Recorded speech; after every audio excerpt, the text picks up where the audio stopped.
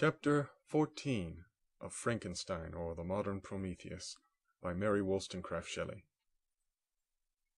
Some time elapsed before I learned the history of my friends. It was one which could not fail to impress itself deeply on my mind, unfolding as it did a number of circumstances, each interesting and wonderful to one so utterly inexperienced as I was. The name of the old man was de Lacy. He was descended from a good family in France, where he had lived for many years in affluence, respected by his superiors and beloved by his equals. His son was bred in the service of his country, and Agatha had ranked with ladies of the highest distinction. A few months before my arrival they had lived in a large and luxurious city called Paris, surrounded by friends and possessed of every enjoyment which virtue, refinement of intellect, or taste, accompanied by a moderate fortune, could afford. The father of Sophie had been the cause of their ruin. He was a Turkish merchant and had inhabited Paris for many years, when, for some reason which I could not learn, he became obnoxious to the government. He was seized and cast into prison the very day that Sophie arrived from Constantinople to join him. He was tried and condemned to death. The injustice of his sentence was very flagrant. All Paris was indignant, and it was judged that his religion and wealth, rather than the crime alleged against him, had been the cause of his condemnation. Felix had accidentally been present at the trial. His horror and indignation were uncontrollable when he heard the decision of the court. He made at that moment a solemn vow to deliver him, and then looked around for the means.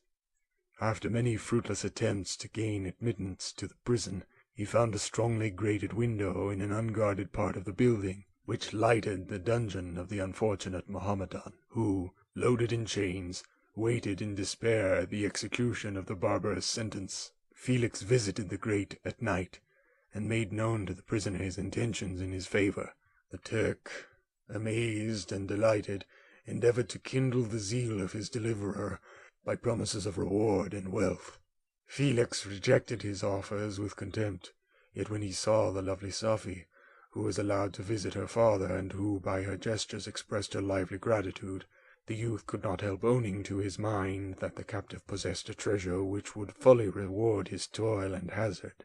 The Turk quickly perceived the impression that his daughter had made on the heart of Felix, and endeavored to secure him more entirely in his interests by the promise of her hand in marriage so soon as he should be conveyed to a place of safety.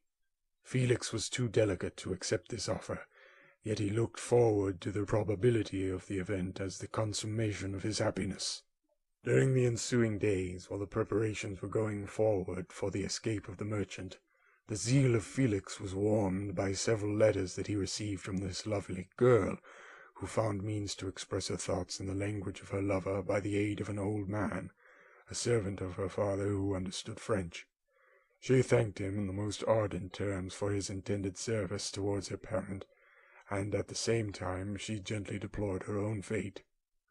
I have copies of these letters, for I found means, during my residence in the hovel, to procure the implements of writing, and the letters were often in the hands of Felix or Agatha. Before I depart I will give them to you. They will prove the truth of my tale.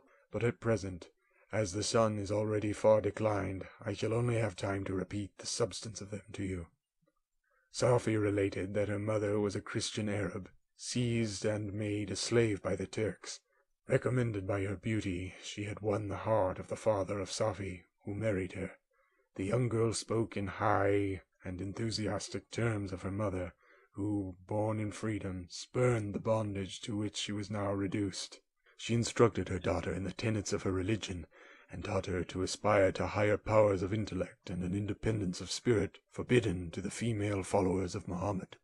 This lady died, but her lessons were indelibly impressed on the mind of Sophie, who sickened at the prospect of again returning to Asia and being immured within the walls of a harem, allowed only to occupy herself with infantile amusements, ill-suited to the temper of her soul, now accustomed to grand ideas and a noble emulation for virtue.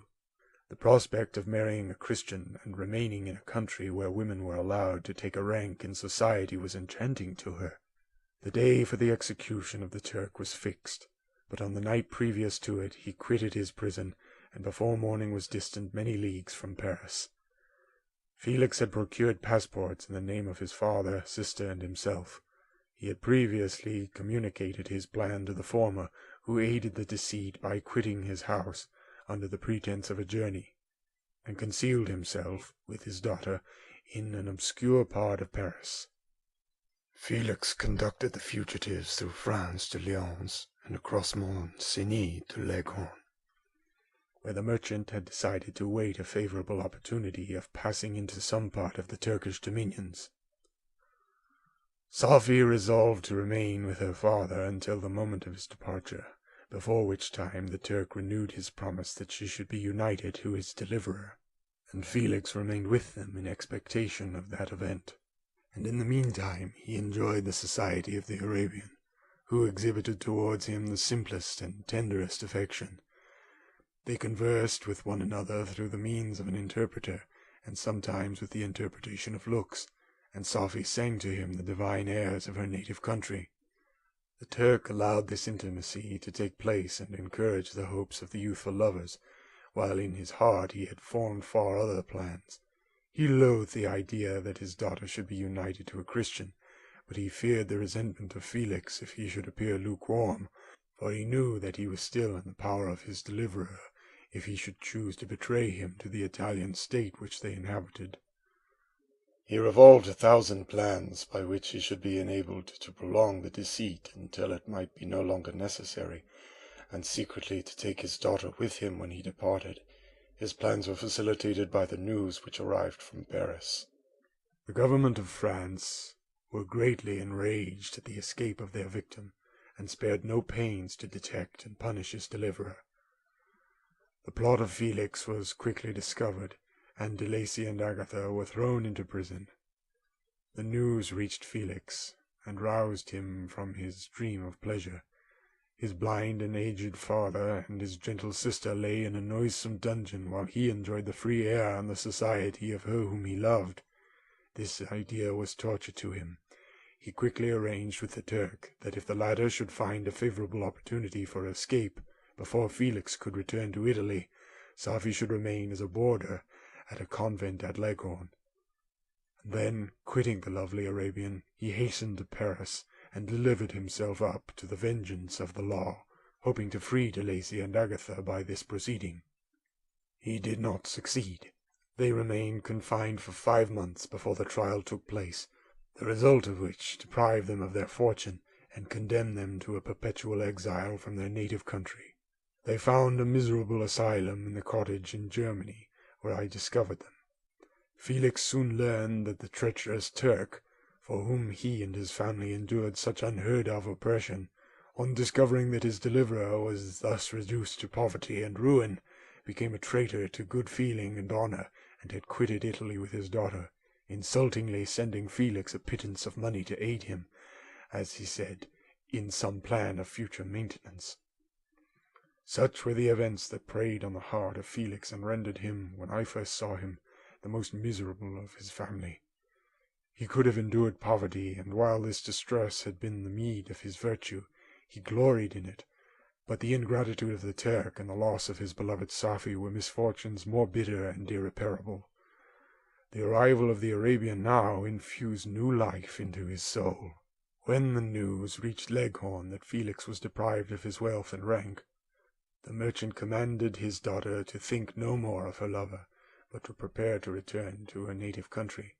The generous nature of Sophie was outraged by this command. She attempted to expostulate with her father, but he left her angrily, reiterating his tyrannical mandate.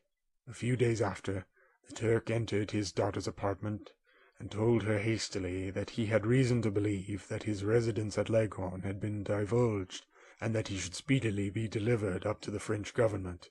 He had consequently hired a vessel to convey him to Constantinople, for which city he should sail in a few hours. He intended to leave his daughter under the care of a confidential servant, to follow at her leisure with the greater part of his property, which had not yet arrived at Leghorn.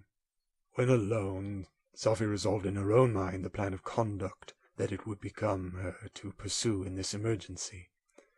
A residence in Turkey was abhorrent to her. Her religion and her feelings were alike averse to it. By some papers of her father which fell into her hands, she heard of the exile of her lover, and learnt the name of the spot where he then resided. She hesitated some time, but at length she formed her determination. Taking with her some jewels that belonged to her and a sum of money, she quitted Italy with an attendant, a native of Leghorn, but who understood the common language of Turkey, and departed for Germany. She arrived in safety at a town about 20 leagues from the cottage of Lacey, when her attendant fell dangerously ill. Safie nursed her with the most devoted affection, but the poor girl died, and the Arabian was left alone. Unacquainted with the language of the country, and utterly ignorant of the customs of the world, she fell, however, into good hands. The Italian had mentioned the name of the spot for which they were bound, and after her death the woman of the house in which they had lived took care that Safie should arrive in safety at the cottage of her lover. End of chapter 14.